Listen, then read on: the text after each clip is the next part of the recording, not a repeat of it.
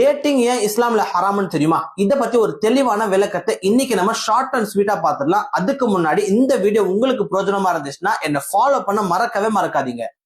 Dating இஸ்லாம்ல ஹராம்னு சொல்றதுக்கு 5 காரணம் இருக்கு.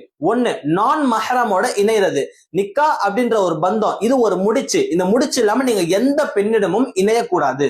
2, எமோஷன். அவங்களுக்கு நடுவுல எமோஷனல் அட்டாச்மெண்ட் ஏற்படும், தனிமை ஏற்படும், அதனால கண்டிப்பா பாவம் நிகழும். 3, ஹயா. கப்பிள்ஸ்க்கு நடுவுல இருக்கிற பிசிக்கல் கான்டாக்ட்னால அவங்களுக்கு நடுவுல இருக்கிற மரியாதை குறையும். 4, பிரேக்கப். ஒரு முஸ்லிமுடைய மனம் உடைப்பது 40 காபாக்களை உடைப்பதற்கு சமம். இன்னைக்கு இந்த பிரேக்கப் எப்படி மாறிடுச்சுன்னா ஒரு சாக்லேட் சாப்பிடுற மாதிரி ஆயிடுச்சு. 5, ஃபித்னா. நபி ஸல்லல்லாஹு அலைஹி வஸல்லம் அவங்களுடைய ஒரு ஹதீஸ் இருக்குது.